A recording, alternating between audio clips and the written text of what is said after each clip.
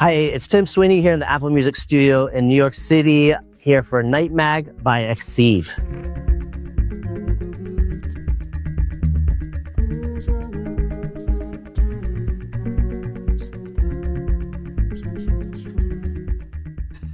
Over the 25 years or so of the show, there's definitely a bunch of different moments that kind of feel special. I guess from the very start, it would be like my first guest on the radio show. And for that, I remember having DJ Food from Ninja Tune on the radio show. It was two of them, Strictly Kev and PC. And I remember for me, that was a big moment because, like once you get one guest on the radio show, that's how you can get another one, you know? And so it was, for me, it was a big deal to get them on the radio show. I was 18 and I was just doing it on the AM station. I don't think anyone was listening at all, but it was like, for me, I was like big fans of theirs. And so I got to hear them DJ in person and, you know, I think it kind of still stays the same today where I'm just like, I get to hear these people DJ, you know, in the same room and we get to like talk and it feels like something special each week. And so I think that DJ Food one really like kind of started it off for me. And then once I started working at DFA Records or like in the studio at DFA with Tim and James, you know, I had James on a few times, which were, you know, James Murphy from LCD Sound System. And I think that was like, those were moments because that was early on before it was like really big. And I remember having, I remember playing as like a moment where I think the show kind of had an more international listenership, was when I played the Carl Craig remix of Delia and Gavin's Releve track on DFA. I had that before anyone, and I played it, and I talked over the whole thing so people couldn't, you know, steal the track from the recording. And I remember I got so many messages after playing that one, and then I was like, okay, this is actually connecting with a lot of people, you know, more than I thought before. I think, you know, those early shows with Fortet were always something special for me. Every time I've had Super Pitcher on the radio show, he's also brought something that felt like a moment in time where like it was special, where we did like New Year's Eve or we did something that was kind of, I mean, he was just, I think the first time I had him on the radio show, he was really ridiculous in the interview, and that kind of set that off as something, I guess, on how my approach to the interviews could be. And then, I mean, also, like, I think every time DJ Harvey has come on the radio show, it felt like a moment, you know, because it was kind of early in him kind of re-emerging, it felt like. And those interviews with him and the mixes with him were always like something people just like went crazy over. So, yeah. There's definitely like a lot over the years. I mean, I could keep going there, but I think those are ones like I look back on as little special moments.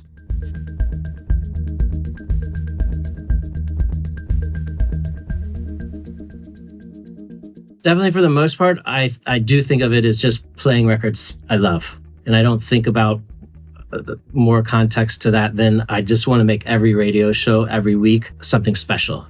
That's what I really is the goal. But yes, in the back of my head, do I think also about archiving and it being like a moment in time?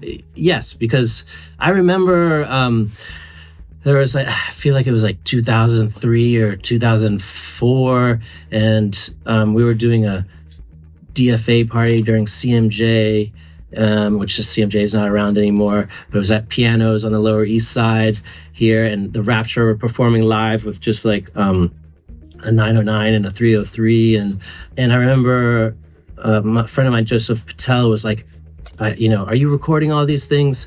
You know, are you archiving this? Because, you know, this is a moment.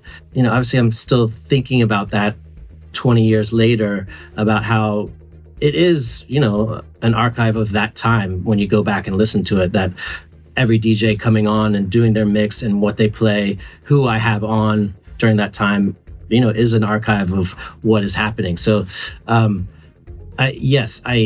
I know that's a part of it, but I try not to focus on it too much because you could kind of go crazy in your head with it, So it is really, the overall focus though is like, I want each week to just be something special, something fun, and with music I love. It's way easier to document now than it was before. But look, from the very beginning, people were making mixtapes, right? And, well, not for, but you know what I mean? Like recording radio shows onto cassettes to document it. I was doing that really early on and putting it online so that, to get more people to listen to the radio show. For me, also, I would say like the Polaroid photos are a part of this documentation that I'm doing because, you get to see each artist like when they come into the studio and it's like that moment in time with that artist. So, I really like that as a document. The Polaroid and the signature kind of feels to me like this is that person, that year, that date for me.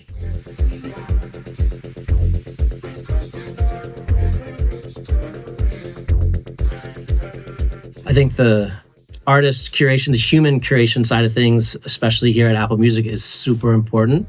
And it's like something we really care about and kind of push. And I think, for me, I don't see that going away. Like it's an important aspect of like everything we do, that there's that human curation element to any part of it, from picking the DJs to the music that's getting played to the playlists, that are here. So, for me, I think of human curation still as something that we have to keep supporting.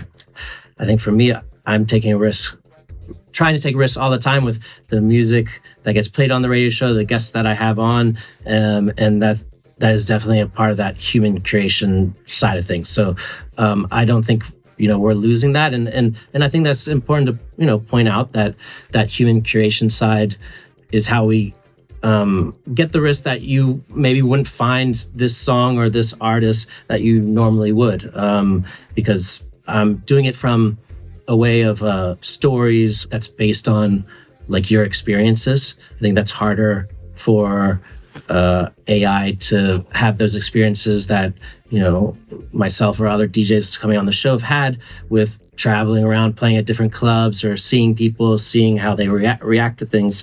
Like that hasn't, the AI hasn't had that experience before, but the humans have.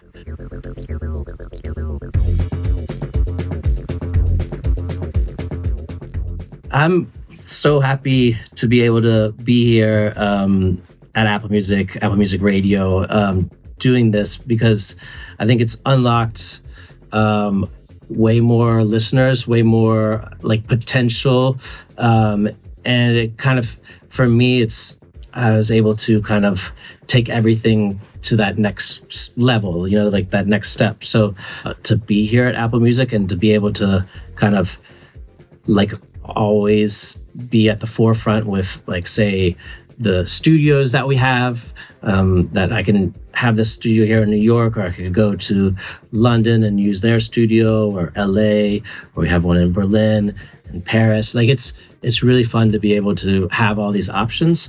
And I think they've just been so supportive with,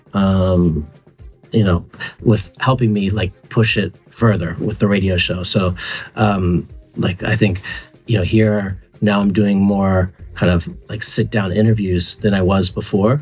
And like, I enjoy that aspect of it, that it's something different than I was doing before, but it still elevates the radio show and gives you a better perspective, like on the artists that I'm having on the show, which is, like a big part of it is like, I want you to like understand these artists that we're bringing in.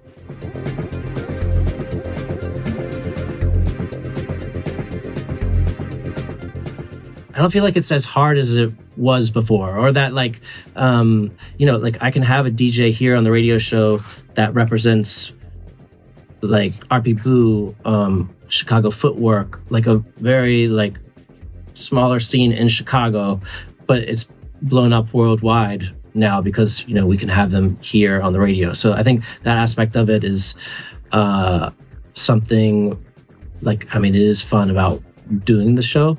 And I feel, it's harder to say what would be like, if there is something so underrepresented, I'm definitely up for, if it's good, getting it on the show. I never think about it like, oh, it was better, the DJs were better back then, or the music was better back then.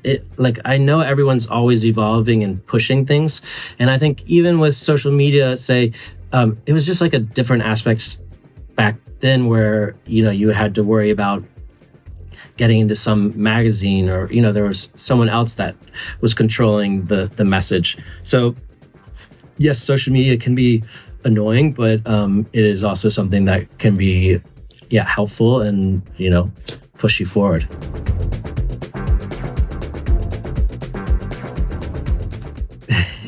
It's another good question. It's look, besides my family, Beats and Space is like what I'm thinking about all the time.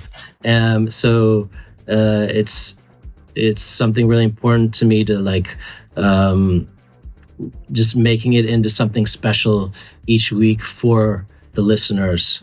Like, I just want to keep that level going each week, like higher and higher. For me, each Friday when it gets broadcast on Apple Music Radio, it's like a little gift or something, It's like I want people to be excited about it, and I want to be excited about it each week. So I think that's what's kept me so into doing this show over all these years. I know there's so much music out there that needs to be found and to let people hear it. I know there's so many artists and DJs out there that also like need their moment.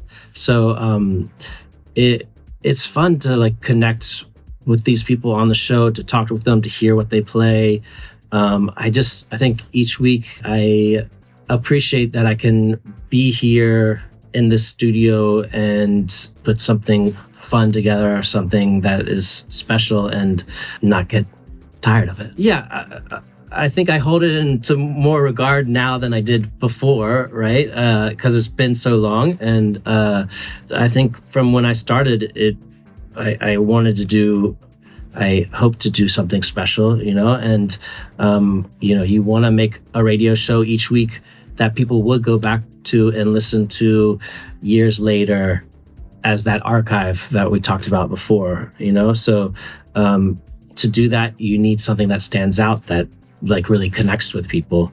And I think I've thought about, keeping things like that since the beginning, like where you want listeners, right? And really, I'm so excited being here now, and having so many more listeners, and so much more kind of support here to do the radio show how I want to do it.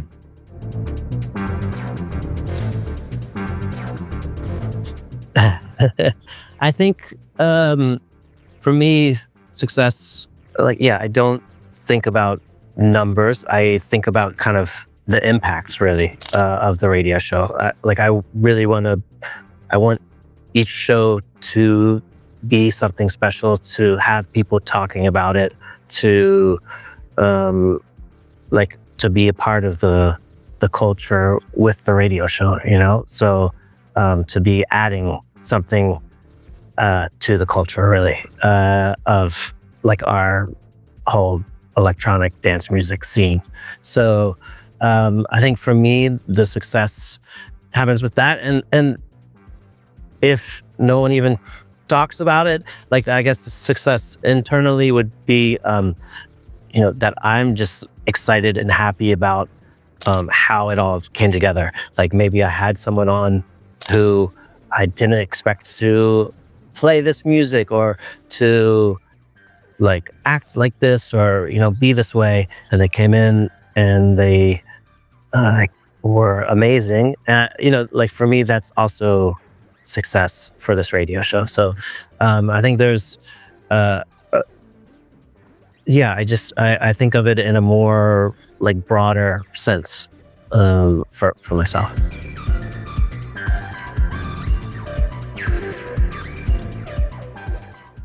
I mean, I love it when someone doesn't have a giant ego.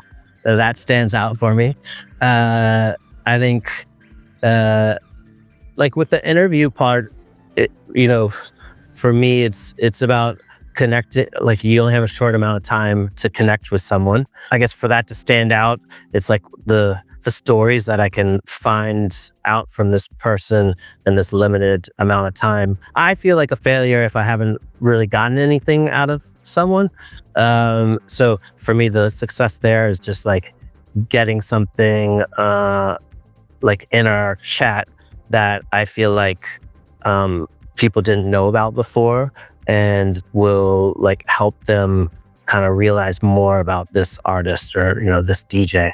I think with the DJ set side of things, it's really like I think this is a chance for artists to kind of come on and they can play something different than they normally do because you know, there's no crowd here, right? So that is like the one thing. I can't DJ the same as like I do at a club because there's no people. But sometimes some DJs do DJ like that and like really bang it out, and I appreciate that side of things too. So for me, I like to see. I guess the success part of that for me would be the DJ comes in and they've really just thought about. Like really put in an effort into what they're going to play for the radio show, you know, like that they put together that record bag, that folder of music, and it's the Beats of Space one, and this is like how they want to represent themselves on the show. That feels good when you see that, and not them just showing up and, you know, okay, here.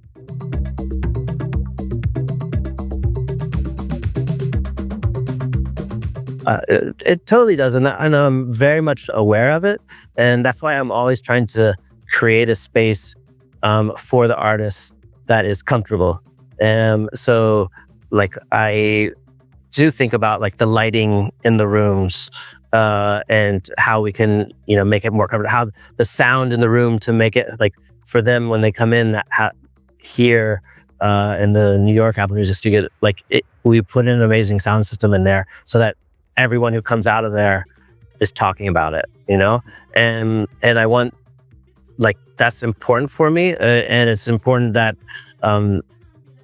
like, we only have a short amount of time. So I want them in that short amount of time to feel as comfortable as possible, that they could, you know, I want them to be relaxed to, like, to do the best that they can, you know? And I think the same thing happens with the interview, where you want to make this space where they feel, or the DJ, the artist feels the most comfortable with talking and doesn't feel like that they have to kind of ball up and not let out how they really think about things. So I think, like, I feel really lucky to be here in the Apple Music Studios, because everything is just on this next level side of things that's really helped me elevate how I can get to that next step with those DJs, both in the studio and with the interviews.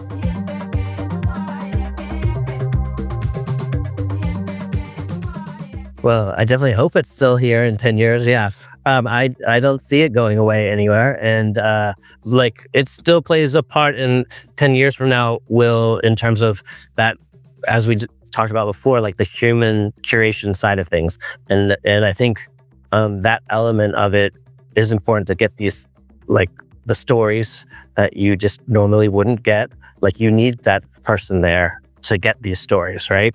And I think just with the music that gets played, and to get something, I'm not saying there won't be AI around. Like, I'm not saying that's not there, but I think that human curation will still be there in 10 years from now, and that radio will still be a big, still be a part of it, a big part of it, and a place for people to go and find out more about music or the artists they love. Look, I've been doing it like this for 25 years, and I feel like doing the DJ mixes in person, doing interviews in person, and having that connection and doing it live. Those things, like, I'm not scared of that in 10 years from now or 20 years from now, that because I don't know, we've been doing it for however many years, right? Like before this. So I think that just stays. I'm not scared of that going away. So no, yeah, it's hard for me to, I'm an optimist on how things would go. Exactly. So, yes, you adapt. Things do change like a little bit, but we're still here. We're still making radio. We're still, broadcasting live. So it's, I don't know. It's a beautiful thing, radio.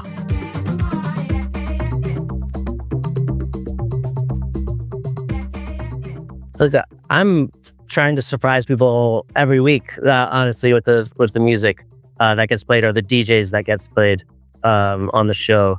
So that's hard for me to say, like, one moment where that stands out, but I would say it was amazing to finally get Jeff Mills on the radio show when I was able to get him just like a couple of years ago here, and I think to talk to him and in person and to hear how he approaches music in a way that I haven't really experienced before, that was amazing, and that was kind of like, okay, he's on another level with how his thinking and his approach to music making and what music means.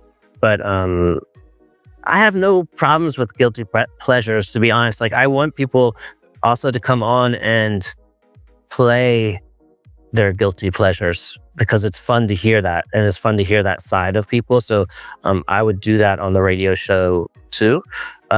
It's just about like telling that story with those songs, right? And how that all comes together. Like, why is this your guilty pleasure? Like, what got you to that point that, why do you love this song so much?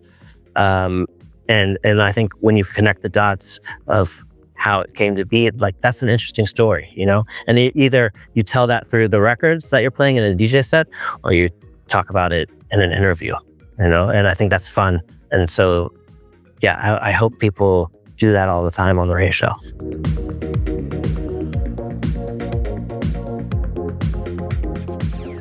I guess for me, I still, I know there's an influence there with the radio show. So I know each week is important. Like, I want to keep it to that, the highest level that I can. And that's, I think, both for my own benefit and for the people, for the culture. Like, that you want to make sure that every week that it goes out, that it's something standout, and it's not easy to do every week for 25 years, so you're not going to do that every time. Yeah, of course, when I started, it was just for me. And I still think, like, I have on guests and the music I play, it'll be for me, but it'll also be for, like we talked about before, documenting a time. Like, this person is playing here in New York. I want to hear what they're playing. Like, why is this person blowing up? Like, what is it about what they're doing? Like, what's their story? I want to find out about that. And that's a part of, like the whole culture and what's happening and documenting this period in time.